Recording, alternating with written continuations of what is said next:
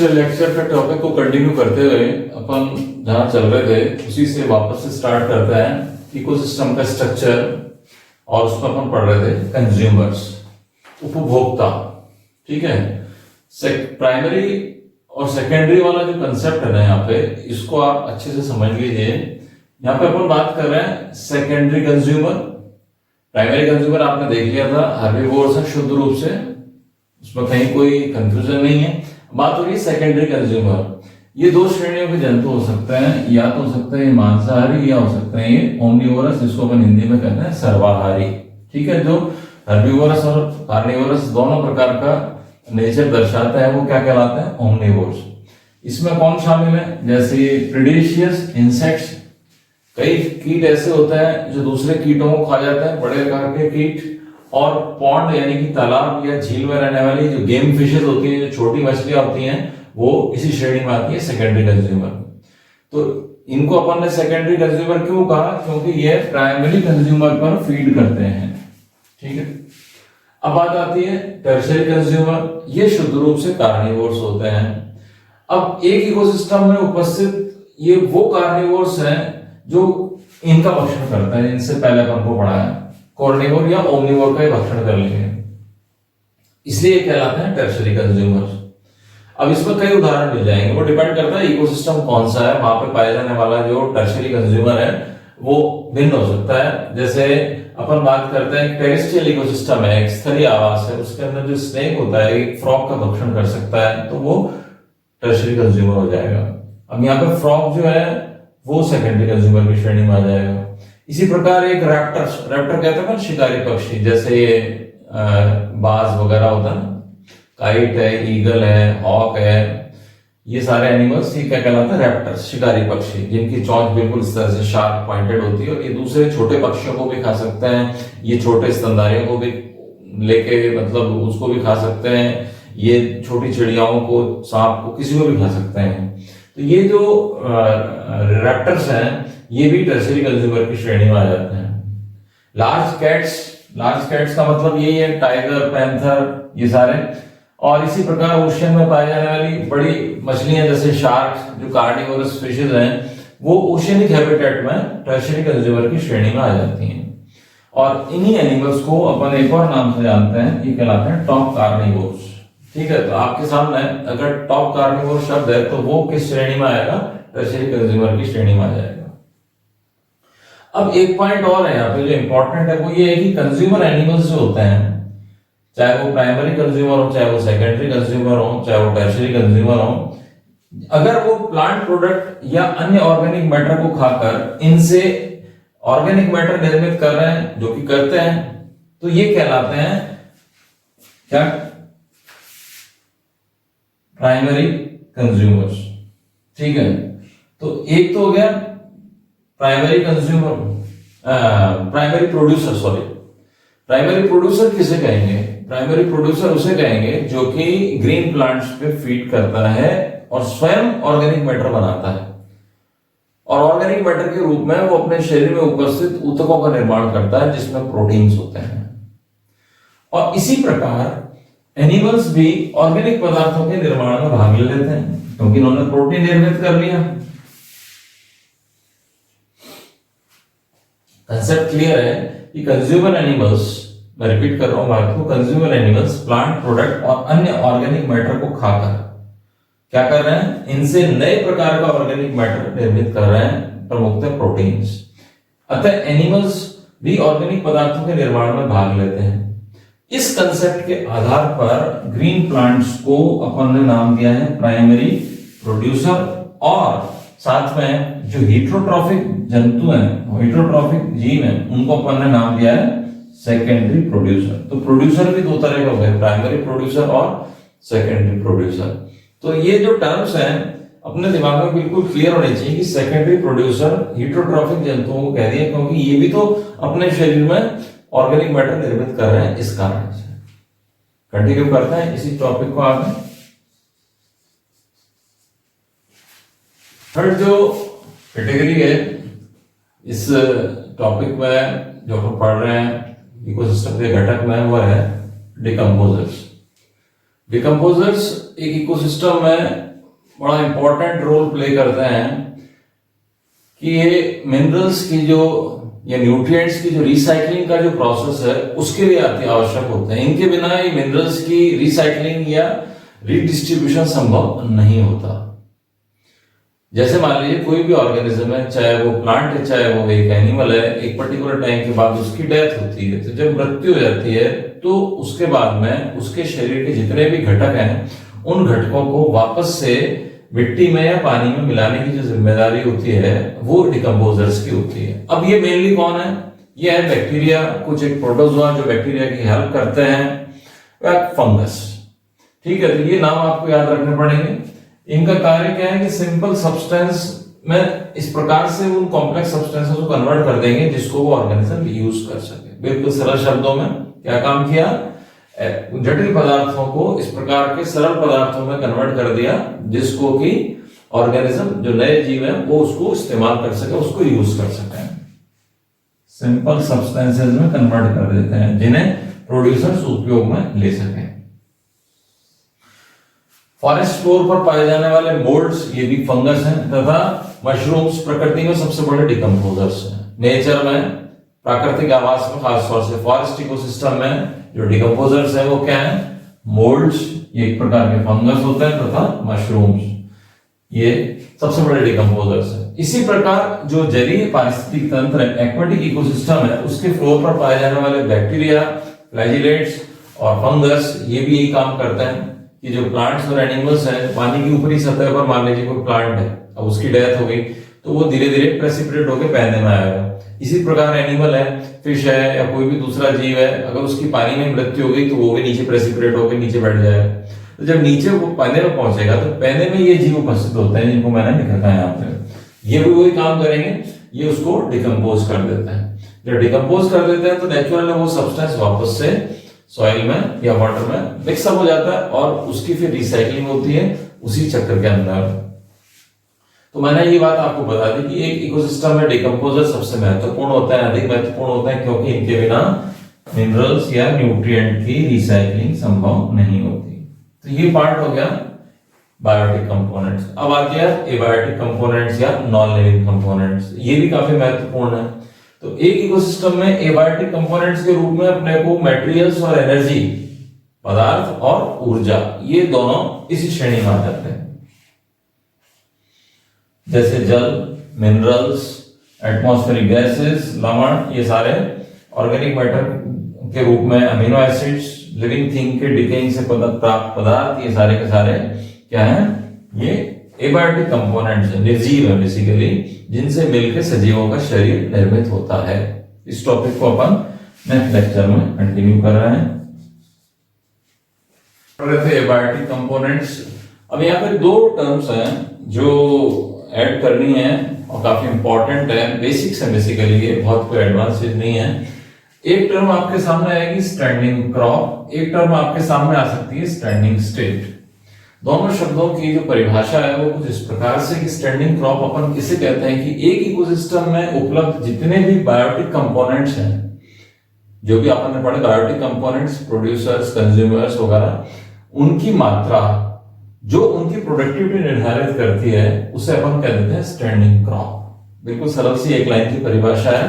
एक इकोसिस्टम में जितने भी लिविंग कंपोनेंट है, बायोटिक कंपोनेंट है, उनकी क्वांटिटी, उनकी मात्रा जो क्या करती है, उनकी प्रोडक्टिविटी निर्धारित करती है, वो उस इकोसिस्टम की स्टैंडिंग क्रॉप कहलाती है या उसे स्टैंडिंग क्रॉप कहते हैं। एक टर्म है यहाँ पे स्टैंडिंग स्टेट। स्टैंडिंग स्टेट का मतलब क्या है? एक इकोसिस्टम में उपस्थित कुल एबायोटिक कंपोनेंट्स की मात्रा वो क्या कहलाएगी? स्टैंडिंग स्टेट कहलाएगी।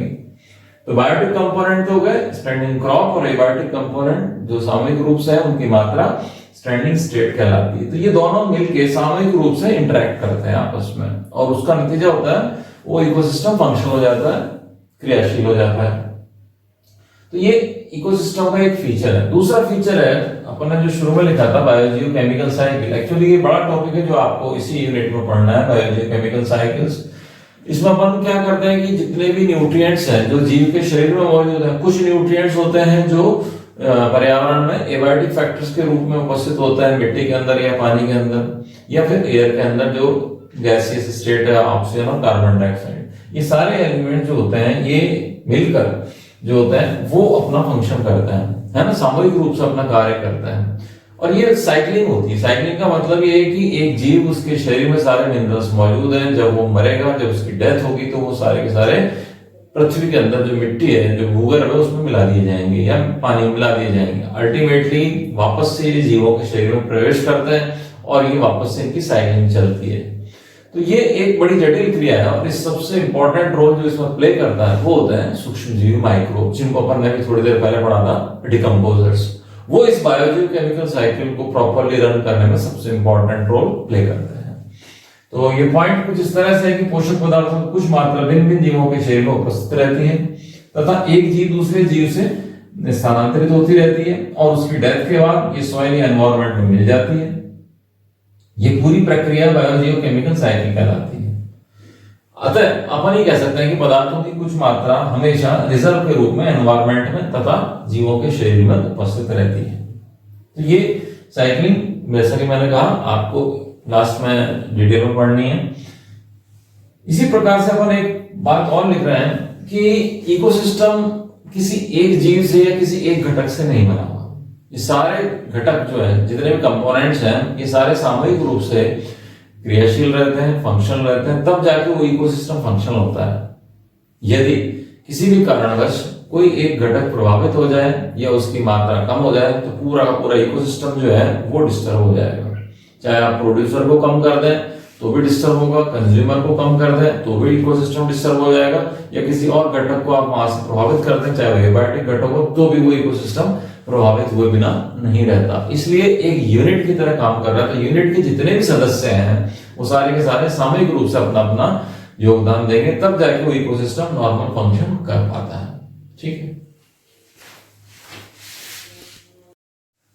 नेक्स्ट टॉपिक है आपका फूड चेन इन इकोसिस्टम, खाद्य श्रृंखला, जिसको अपन पहले भी संक्षेप में पढ़ चुके हैं। वही टॉपिक एक बार फिर से अपने को रिवाइज करना है।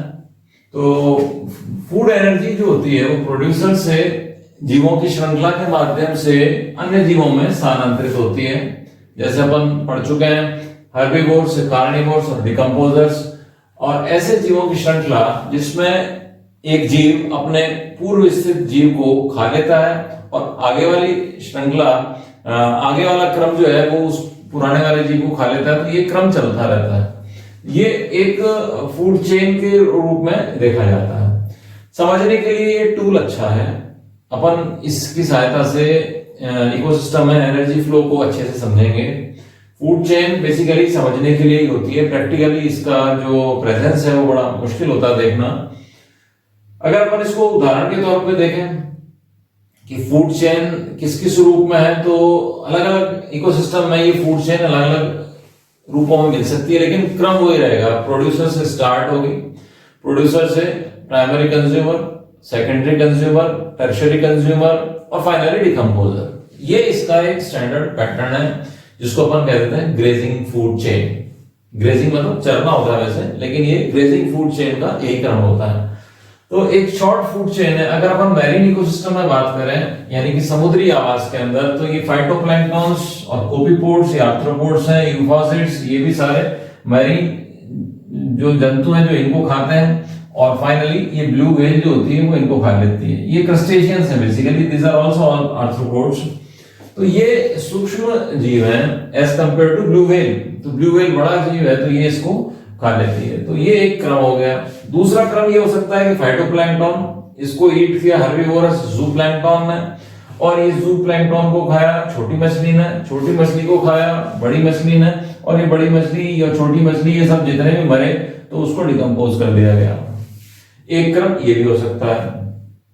अगर अपन इसी को एक ग्रासलैंड इकोसिस्टम में समझें, घास के मैदान वाले इकोसिस्टम में, तो ग्रासेस जो होती है वो प्रोड्यूसर है, फोटोसिंथेटिक है। उसके बाद में ग्रासहोपर को खाया फ्रॉग ने, फ्रॉग को खाया सांप ने, सांप को खाया गिद्ध ने, वल्चर ने, और डिकम्पोजर्स ने इन सबको समाप्त कर दिया। ये हो गई एक ग्रासलैंड इकोसिस्टम की फूड चेन।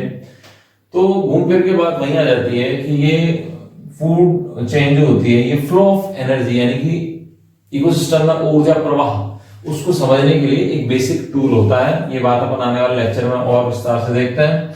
जिसके अंदर ऊर्जा जो होती है प्रोड्यूसर से प्राइमरी कंज्यूमर जो कि हर्बीवोर है, सेकेंडरी कंज्यूमर जो कि छोटा कार्निवोर है, टर्शियरी कंज्यूमर जो कि बड़ा कार्निवोर है, और फाइनली डिकम्पोजर्स तक ये ट्रांसफर होके समाप्त हो जाती है। कंटिन्यू कर रहे हैं इसी को।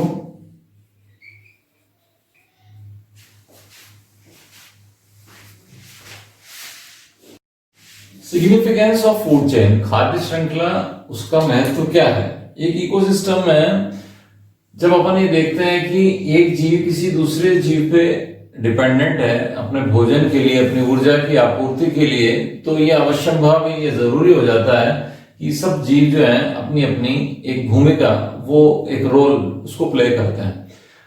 अब अपन ने ये देखा कि इकोसिस्टम में जो फूड चेन है इसमें कौन किसको खा रहा है इसका तो पता चल ही रहा है, और कम्युनिटी में क्या चल रहा है उसका भी पता चल जाता है कि कितने जीव कितने जीवों पे निर्भर हैं, उनके आपस में डिपेंडेंस पता चल जाती है फूड चेन के माध्यम से। तो ये इसकी सबसे बड़ी सिग्निफिकेंस है। इसी प्रकार कई जंतु जो होते हैं वो अपने आप को इतने ज्यादा स्पेशलाइज कर लेते हैं, सुपर स्पेशलाइज कर लेते हैं कि वो एक से अधिक प्रकार के भोजन को ग्रहण करने में सक्षम हो जाते हैं। तो नेचुरल है उनके सर्वाइवल के चांसेस, उनके जिंदा बचे रहने के चांसेस और अधिक हो जाते हैं। ये पॉइंट यहां लिख रखा है।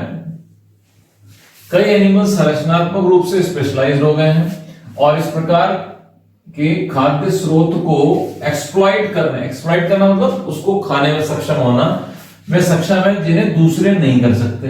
तो नेचुरल है ऐसे एनिमल्स जो होते हैं, ऐसे जंतु, उनके भिन्न भिन्न पर्यावरणीय परिस्थितियों में जिंदा बचे रहने की संभावना अधिक हो जाती है।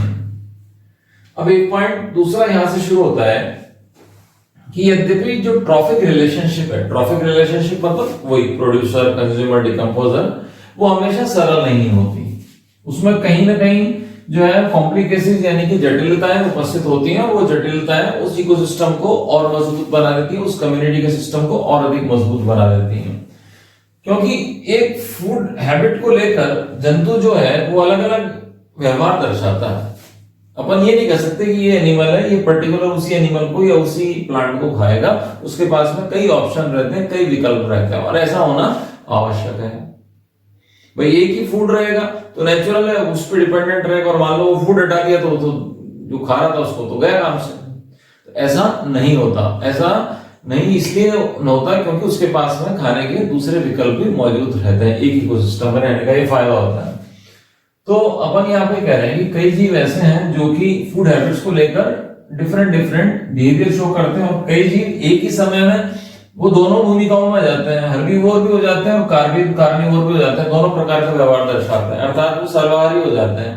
तो नेचुरल है दोनों हाथों में लड्डू वाली बात हो गई वो तो, कि उनके पास में जो उपलब्ध होगा वो उसको खा लेंगे, तो उनके जिंदा बचे रहने के चांस अधिक हो जाएंगे। तो इसका बायोलॉजिकल इफेक्ट क्या हुआ कि ऐसे जंतु जो एक से अधिक ऑप्शन पे फीड कर सकते हैं वो ट्रॉफिक लेवल में कई पोजीशंस को ऑक्यूपाई कर लेते हैं। इससे ये सिद्ध हो गया कि किसी भी एक इकोसिस्टम में जीवों के मध्य ट्रॉफिक रिलेशनशिप जो होती है वो हमेशा एक चेन के रूप में नहीं होती कि साहब ये इसको खा रहा है और वो उसको खा रहा है और वो फिर तीसरा उसको खा गया। ऐसा रेयरली होता है या नहीं होता, ये मान लो। तो फिर क्या होता है, इसमें ऑप्शंस खुले रहते हैं, विकल्प खुले रहते हैं। एक जीव कईयों पर निर्भर रहता है और वो जीव आपस में एक दूसरे पर बड़े जटिल प्रकार से निर्भर रहते हैं, और यही नेटवर्क जो होता है वो अपने बायोलॉजी में क्या कहलाता है, खाद्य जाल या फूड वेब कहलाता है। ये क्या होता है, बेसिकली कई फूड चेन्स का एक इंटरलॉकिंग पैटर्न है। इंटरलॉकिंग पैटर्न मतलब ये इस तरह से, कौन किसे खा रहा है कौन किसे नहीं खा रहा, वो उससे अपने को पता लग जाता है। और इससे पता लग जाता है कि एक जो प्रेडेटर है तो एक समय में एक से अधिक प्रे को फीड कर सकता है। तो एक हेल्दी इकोसिस्टम की निशानी होती है, एक स्वस्थ पारिस्थितिक तंत्र की निशानी होती है कि जितना जटिल जो फूड वेब होगा उतना ही स्वस्थ वो इकोसिस्टम माना जाता है।